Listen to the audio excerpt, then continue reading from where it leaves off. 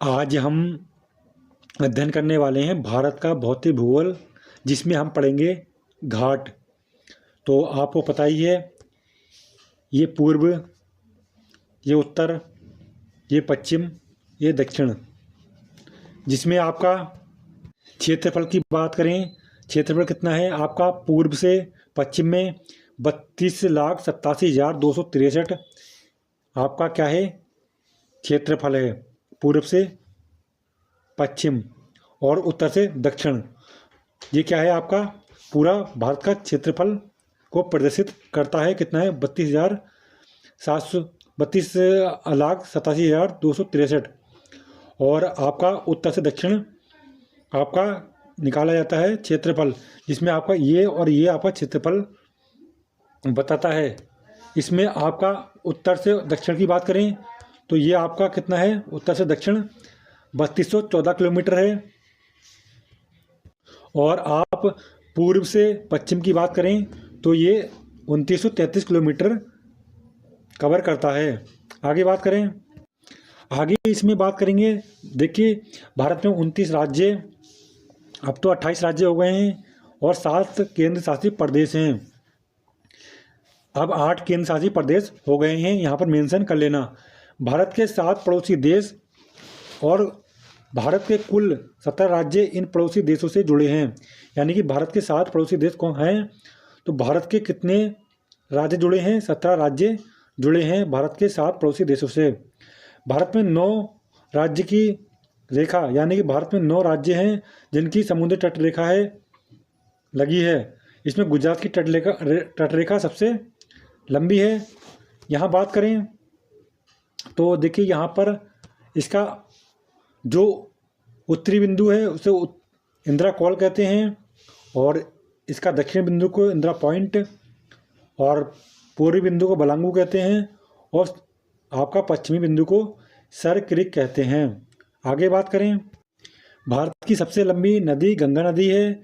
भारत का सबसे ऊंचा पर्वत शिखर केटू गार्डविन ऑस्टिन है। भारत का सबसे ऊंचा जलप्रपात जोंग गोस्पा कर्नाटक है। सबसे ऊंचा बांध टेहरी है, जो कि अलकनंदा नदी पर उत्तराखंड में स्थित है।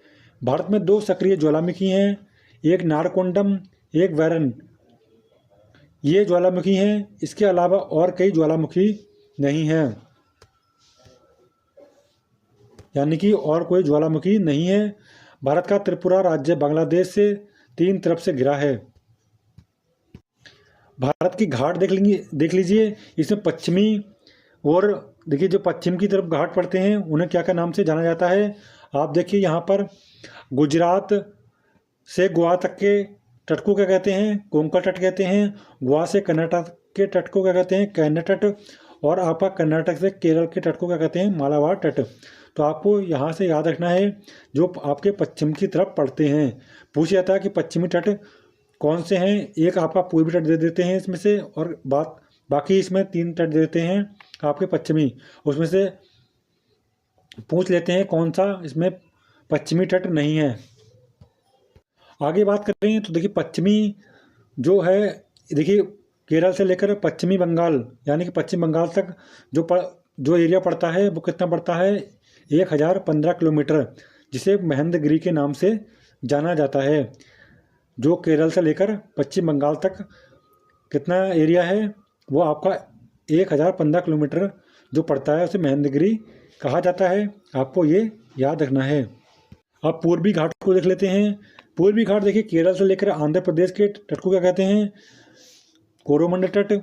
और आंध्र प्रदेश से पश्चिम बंगाल के तट को क्या कहते हैं, डेल्टा। और पश्चिम बंगाल से ऊपर के एरिया को क्या कहते हैं, पर्वतीय क्षेत्र। तो आपको ये भी पॉइंट याद रखने हैं। इसमें पूछेंगे कि पूर्वी तट आपके दे देंगे 3 और एक पश्चिमी तट दे देंगे, उसमें आपको कंफ्यूज नहीं होना है, आपको याद करते चलना है। आगे की बात करें इसमें तो आप देखिए, इसमें जहाँ पर पश्चिमी घाट और पूर्वी घाट मिलते हैं उन्हें क्या कहते हैं, कार्डमम की पहाड़ियाँ कहते हैं। जहाँ पूर्वी घाट और पश्चिम घाट मिल रहे हैं वो आपकी कार्डमम की पहाड़ियाँ कहलाती हैं। तो ये आज की महत्वपूर्ण क्लास थी। अगर आपको अच्छी लगी हो तो लाइक करके जाएं। चैनल पे नए हैं सब्सक्राइब करें।